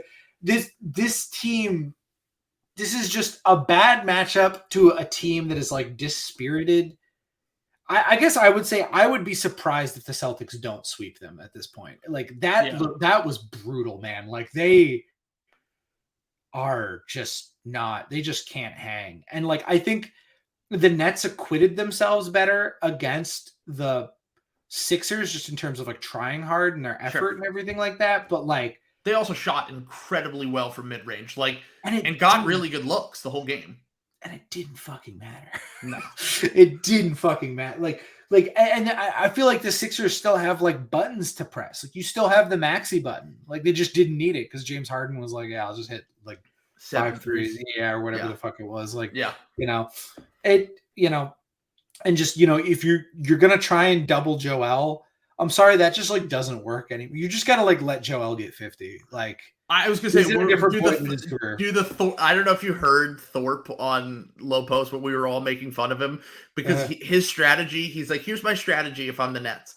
Let Joel score. First off, I don't know why he hates Joel so much, but last year he picked the Raptors to win in 6. Called Scott. I'm fairly certain he compared Scotty Barnes to Magic Johnson. Okay. And he also said when he went on the Rights to Ricky Sanchez podcast, he said to them that Ben Simmons just needs a hug and that Joel and Doc Rivers did not treat him fairly. And I was like, I don't know what the issue he has with Joel. Maybe they had a bad experience together. He was a coach in Florida and Joel did come up in Florida. I believe he went to high school there for a year or 2. But I don't really know why he hates him so much. But his thing was through 3 quarters, let Joel score 50 points and hope his teammates get mad at him for not passing the ball to them. And then I was like, do you really think that works? Like what? Let the other player's best team score 50 points through 3 quarters and then hope that the other players get mad. I mean, I'm going to be honest. I still think that's a better strategy because, like, actually, Russillo and Simmons were talking about this, and I kind of agree with what Russillo was saying. Is like, because then guys don't touch the ball, and they get cold. That natural. That's what I'm saying. Well, you get that natural thing where you just don't play defense as hard if you don't touch the ball for. Like, it's proven. It's proven that like if players are more involved on offense, they try harder on defense. Right. And I'm not saying that isn't the thing. Yeah. My whole thing is that no matter what their strategy is, like you said, they're fucked. And they're just fucked. Yeah, that's the bottom line. I actually think that don't disagree that the strategy of maybe just trying to guard Joel one-on-one and just letting him do whatever he's going to do isn't the worst idea in the world because he might end up taking less efficient shots than wide open 3-pointers by the team that shoots the highest percentage of any team in the NBA, especially when George Niang can't be played off the court on the other end. Like that's going to be an issue for them. Having said that, the Sixers did shoot crazy well in that game. Like they shot the most threes, the second most threes that they've shot all season, I believe. They made the most threes that they've made all season. And even if that dips down a little bit, they still would have won the game, but it would have been a little bit closer. Having said all that, they kind of not figured out because Mikal Bridges is incredible, but they figured out how to guard him by the second half. They made that adjustment where they turned him into a playmaker. They were sending help the second that he started to drive, and he was throwing errant passes. He wasn't able to get to his spots in the mid-range like he was earlier in the game when he just was not missing. And they were playing Joel up a little bit closer, higher to the level so that they could kind of stagnate those drives and those plays. But having said all that, like, the Nets actually shot incredibly well. They just weren't getting high quality shots in the same way that the Sixers were. Like, the Sixers were able to generate open threes and rim attempts the entire game. They actually were shot terribly at the rim. That's the thing that I'm worried about the most for the Sixers going forward. In this series, I don't think it will really matter that much. I think that Harden will be fine in this series, even if he looked not great as a finisher, to say the least. I think he missed all of his rim attempts. He has no vertical explosion at all anymore. Yeah. His burst in general looks okay. He can generate space and get open threes and mid-rangers. He's great as a passer and a playmaker, but it's certainly, I'll say this much, it's certainly concerning moving forward for the Sixers that he just cannot finish around the rim at all anymore, which was a big part of his game and his success when he was the player that he was. Having said all that, I just don't think that any of this is going to matter. The Sixers have the better team. They have arguably the two best players in the series. And they have, with the way that Bridges is playing, he's been playing out of his mind. But like, I just can't see the series going more than 5 tops. I mean, they shot 44% from 3 and still lost by 20. The Nets, that is. Yeah. Like, sorry, I think they're just drawing dead. I mean, again, I think we're right to make fun of that Thorpe strategy because it's a dumb fucking strategy. You're going to lose 80% of your games when you do that, but you will win more than you will with your current strategy of just doubling and letting Tobias Harris, James Harden, and Tyrese Maxey like just kill you. You're letting George Niang be a spot up 3-point shooter, which makes George Niang viable. Exactly. It's just everyone shot well as a spot up shooter in that game, including PJ Tucker, who, by the way, was fucking incredible. He had 5 offensive rebounds, 5 steals, hit a ton of corner threes, 3 corner threes, I think, which is. Or maybe he hit 2. I don't know. But either way, everyone was making their shots except for DeAnthony Melton in that game. But even if it regresses a little bit and they only make, if they get wide open shots, they're going to hit close to 40% of them almost every single game. And if the one thing that I was concerned about the Sixers was their lack of willingness to just put up these threes. And in game 1, they proved immediately where that's not going to be an issue. Where I'm worried about them more is on the defensive end. I've talked about my issues with them on defense, but I just don't think that the Nets have the creators or the firepower to kind of keep up with that, especially if the Sixers have guys coming off the bench like Niang playing well because he is a viable player when he's left wide open from 3 and you can't expose him defensively. And then Paul Reed had a fantastic game as well. I don't really see a way that this can become a competitive series. Unless there is some the Nets can figure out a way to generate more 3-point looks and have a similar level of efficiency. Dinwiddie just can't play. Dinwiddie was the worst player on the court, and he's their main creator. So if your worst player on your court, I know Mikal Bridges is incredible, but he's not going to be the head of the snake for a great offense. Do you think he was distracted by the fact that he knew Gary Vaynerchuk was going to announce his agent thing, and that he could probably use crypto to sort of buy an agent stake in that company? It's definitely possible. I think he was probably more affected by the fact that Kyle Kuzma called him Din Shitty and owned him. We gotta have Kuzma ring the bell tonight. If they're not having Kuzma ring the bell for game 2 tonight, that's a massive failure by the Sixers PR team. Yeah, he even tweeted "Go Sixers." Come on. Yeah, bring him in. He went to high school in Philly. Like, come on. That's you know what they always say, like what's the question is like, what's the biggest difference between how much you like the player and how much you like their game? And I think for me it's Kuzma, because I actually really do like Kuzma the person, but I he's awesome. Despise his game. Like, so but he rules. Shout out Kyle Kuzma. He's going to be great on the Sixers next year. As I'm saying that, I'm remembering he did say something a little weird about the vaccine. So outside of that, yeah, but also he's a big Bernie guy. So yeah, well, I said he's a anti-vaccine, like all Bernie bros. QAnon Bernie bros.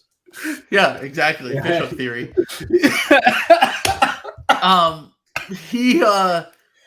My favorite part about Kyle Kuzma is that the reason why he liked Bernie Sanders was because, if I remember correctly, he said stop with the clout, and Bernie was anti clout chasing, if I remember correctly. That's so true. Yeah. Bernie did say these hoes need to get off my dick. He said there's no free clout. He went on Adam 22's pod famously and talked about how everyone in LA is fake. Hold on 1 second. Yeah. Oh my God. All right. So the tweet was short thread on why all journalists ought to read Bernie Sanders' essay.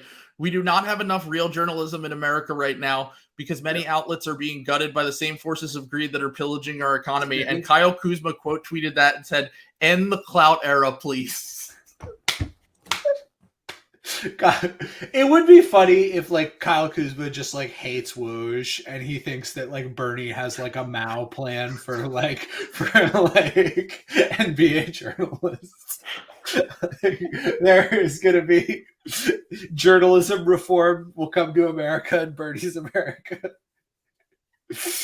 I will protect Tim Bontemps if the hateful Bernie bros do come after NBA journalists.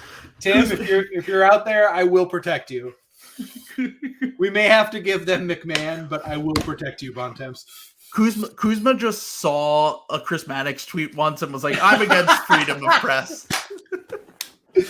God, that's the reason that I know, even though we were like going crazy about the Grizzlies Lakers series, that's how I know that they're not actually going to win that series, because Mannix said that they're like going to win the finals. Yeah, and it's like that man is addicted to being wrong. It's like his favorite thing in the world. He's Tony Snell meme all the time. Oh my God, he is him and Gilbert Arenas. Why did you let him? He's the "why did you let him cook" meme, like personified in NBA takes. Did you see Gilbert Arenas' take today but before he was like age 19 to 25, Gilbert Arenas was better than age 19 to 25 Steph Curry, and then I'm like, but like Steph became like one of the greatest players of all time at age 26. Like, yeah, even if that's true, yeah. Steph literally made his leap the next year and solidified himself as one of the 10 best basketball players of all time. Yeah, I will admit though, I don't think Steph invested in competitive gaming, and I'm like positive that like Gilbert bought like a competitive Halo 3 game like team in the early days of like esports. So that's why he's actually mad. He holds the grudge. Yeah. No, because like, well, I mean, you know, if Steph really wants to raise it up, he could buy like an Apex Legends squad or something like that. Like, true. Steph could just buy TSM and like endorse Imperial Hal. Yeah, I know exactly what that means. I was gonna say that's a joke for like maybe 3 people in the audience. Let's go. Yeah. Well, my cousin, if he still listens to the podcast, used to play Apex Legends. So shout out to Chris. Well, if he's a TSM fan. He's out. Let's go. Go NRG. So, okay, the only thing left I had in my notes here for every series, I mean, I would imagine maybe the Hawks or the Nets can steal a game from the Celtics or Sixers, but I think that those series are going to be over pretty quickly. The Giannis injury is the only reason why I think that one might make it a little bit more interesting. But the Nuggets, Wolves, first off, I don't know if I said this on the podcast, but the Nuggets are like the most disrespected 1 seed probably I've ever seen. I was going to say, I thought we were going to get away without covering this series because I was talking a little nasty on their name. And they kind of annihilated the Wolves in like a big way. And they do look They do look pretty nice, especially with the Suns not looking so good hot anymore. Like, you're really stunting on a team when you just throw out DeAndre Jordan and you're like, fuck it. Yeah. It doesn't matter. You can't do anything. We're going to put DeAndre Jordan out there. And he won't be the worst center in the game. That's how bad it is. I said you should throw out Naz Reid injured and you might have a better performance than Karl Anthony Towns and Rudy Gobert had tonight. And look, Karl Anthony Towns, man, I'm like I'm very disheartened that I always kind of still had stock in him until like 2 years ago. Mm-hmm. And then last year in the play-in, he just shit the bed. And I was like, man, maybe his detractors are right. Maybe he's just not that guy. And then he plays great in the play-in game, even though he fouls out and whatever, has a nice bounce back game and plays well in the Thunder game, has honestly been kind of impressive the last month or two. And then he does nothing. He stat padded to 11 points. He had 4 points when the game was over. And at one point, I almost tweeted and said Paul Reed outscored him, but then he ended up scoring 7 points in garbage time to make it so that they scored the same amount of points. And it's very disheartening because the only reason that I picked the Nuggets in 6. And I actually said I thought the Nuggets had a decent chance against the Suns because I just think the Suns shot diet thing is going to be a problem against any team that they play against, even if they have some of the better players on the court and their depth is an issue. But the Nuggets in the Wolves, like the Wolves just need more out of all of their guys, like all their top guys. Anthony Edwards didn't have a particularly good game. Everyone played like shit. So I don't anticipate them to lose every game by 25, but it's going to be tough. The Nuggets are just a much better team. And I think that if they can get away with playing some of their bench players who are flawed, they might run away with the series and have it be over pretty quickly. Yeah, I mean, I think they are going to. I think they're just going to style on these guys. It's pretty bad. Yeah.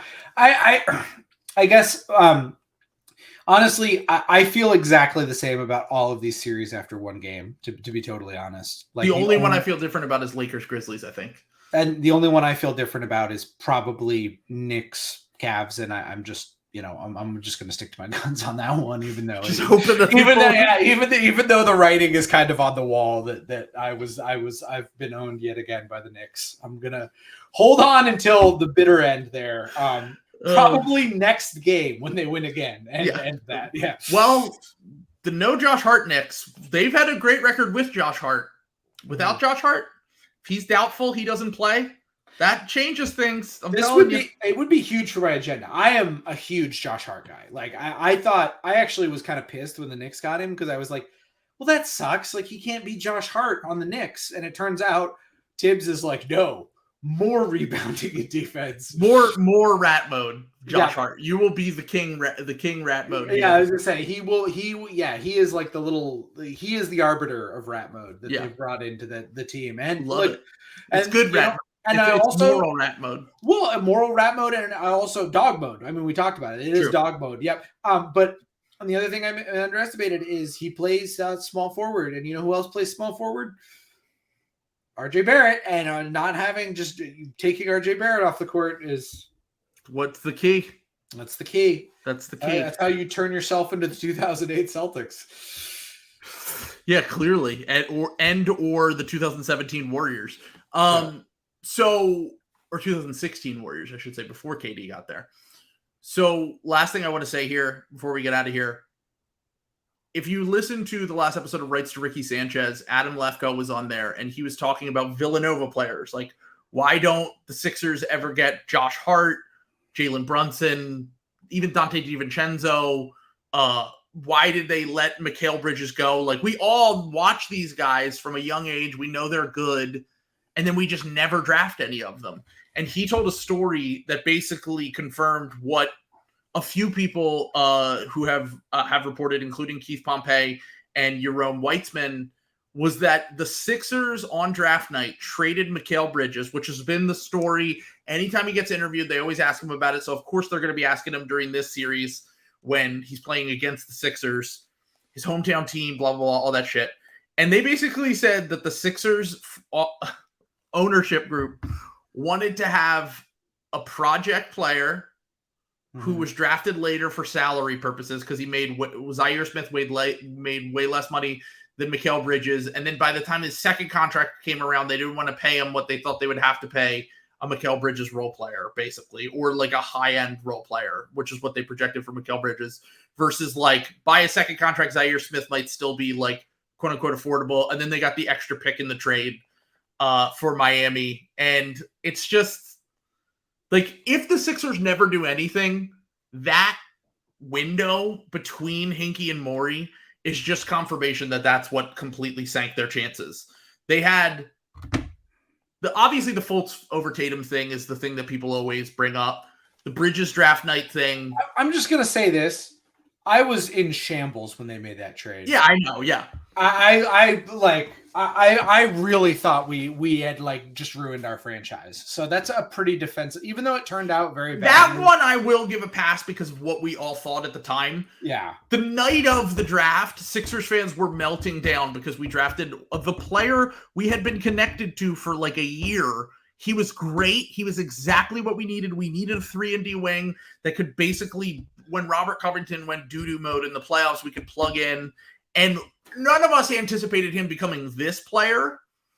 Yeah. But it is very frustrating that Sixers fans are completely vindicated and that the ownership group basically fucked over any chance that they had to have at least a longer window of contention. Because right now, like, you could have survived the Fultz thing and trading for Jimmy Butler and letting him walk and giving Tobias Harris the contract if you just had Mikal Bridges. Like, that's and this player that he has become. By the way, it is kind of insane how resilient the Sixers have been for some like really fucking shitty things happening. I didn't even mention the Ben Simmons thing. That's what I'm saying. Like, yeah, that's what I was thinking. Was like we're getting everything except for the Embiid pick right, basically, yeah, and the Maxey pick, and like somehow turning Ben Simmons into James Harden. Like, those are like the only things that they've gotten right if you reflect back now.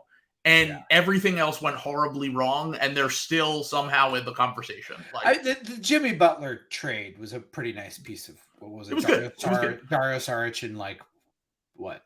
I don't even remember. It was Dario Saric and Robert Covington for Jimmy Butler, which is incredible. Don't get me wrong. Yeah, I think that there's part of my brain that thinks they would have just tried to keep Robert Covington and traded Mikal Bridges instead, and all of this is moot anyway, because Covington was the more win now player. You give up the younger player, and maybe none of this matters. They trade for Jimmy Butler a few months later, blah blah blah.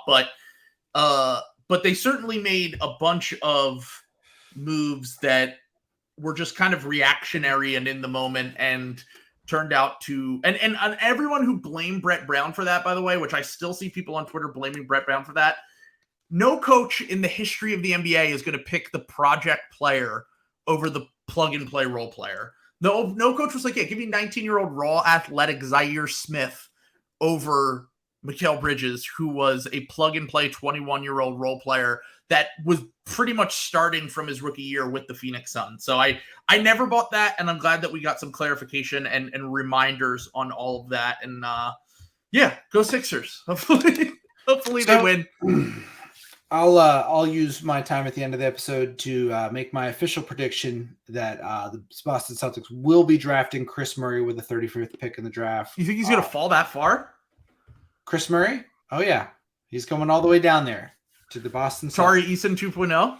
That's right. He's actually better than Keegan. He's the better brother. Oh, Chris Murray's the better brother. Yeah. People don't know this, but hold on. I'm looking at Tankathon right now. Hold on. Yeah. Let's see where they have projected for Chris Murray. Wait, what? Chris Murray was not that long ago was a very high pick.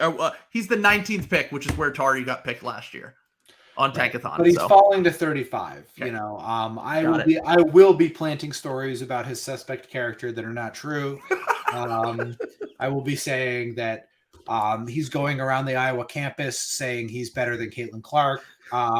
Just things like that to kind of really make everyone turn on his name. Yeah. And then he can, come to Boston. So Chris Murray, welcome to the Boston Celtics with the 35th pick.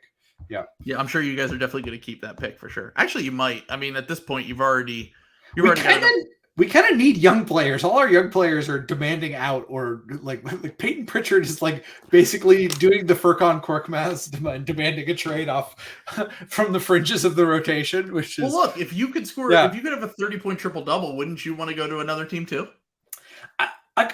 So I honestly I don't know how much fan brain this is. I really do think Peyton Pritchard is like actually like a very good player. Like I think if he went to the Warriors, very good or good, like I don't think he will ever play with us with our current guard rotation. And we're not going to pay him the amount of money he needs, so we do need to trade him. But I think he's like a legitimate like sixth man. He's got that dog in him. He's just small. That's the problem. So he's got all the problems that come with being small, but he's good at like everything else. So he's a good shooter. Goes you shooting. Yep. I mean, that's really the skill that will keep him probably in the NBA for 10 years is that he can handle the ball and he can shoot. And like those are two things that translate well to almost any team except for probably the Celtics, who don't really need it right now. And like he's not going to play deep into the playoffs for you guys, obviously. But it is incredible Chad mode to bench Grant Williams in the first game. It's a funny bit that you guys are just rubbing it in everyone else's face that you have 9 rotation players that you can trust. Well, I'd also like to point out the other thing that Peyton Pritchard has that none of the Celtics current rotation players have, and that's the ball don't stop stamp.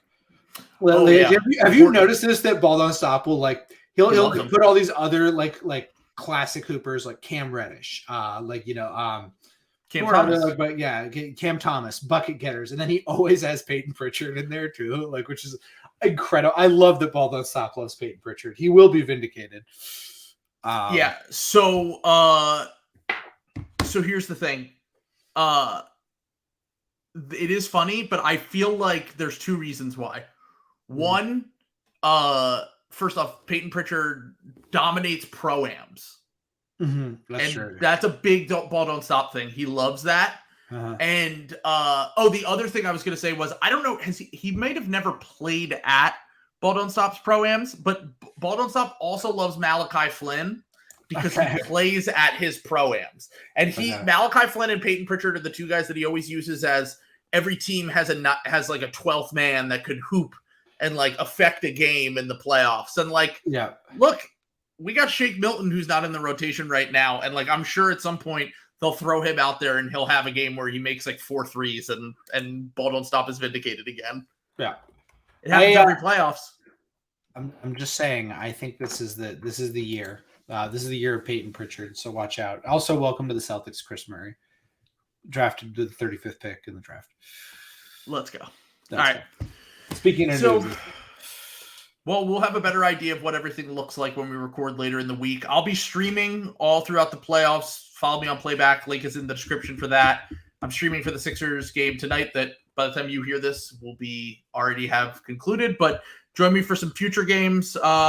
Anything else you want to say, or is that it? I mean, sweeps looks like sweeps back on the venue, boys. That's my I just need one. You guys have had them. Sixers haven't had a sweep since someone looked it up since 1991, the year after I was born. I will tell you, my Nets fan friend down horrendous, like awful. Like was at like there was a playoff game.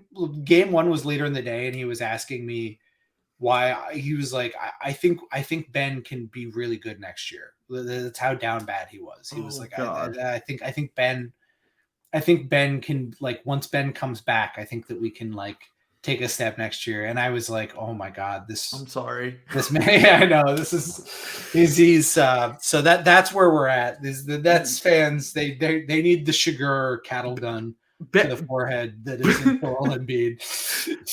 Ben isn't even the best LSU guard on the Nets who doesn't play.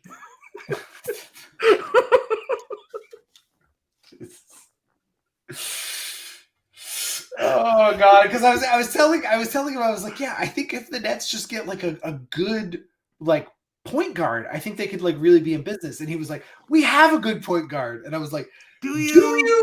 Yeah, like really? I don't think you do. I think you've got a guy you could send to the Spurs for a giant TPE. Maybe. Maybe. You might have to include some shit, but yeah. All right. Well, that's a good place to end it. We almost reached 2 hours, but we didn't quite get there this time. So we'll have to do better next time. Yeah. Well, I could easily vamp for. I was gonna say I actually have to go. So. 60. Oh, okay. Well, we'll let Trill go, but first, 60 seconds of vamping to make sure we get 3 hours. All right. Fine.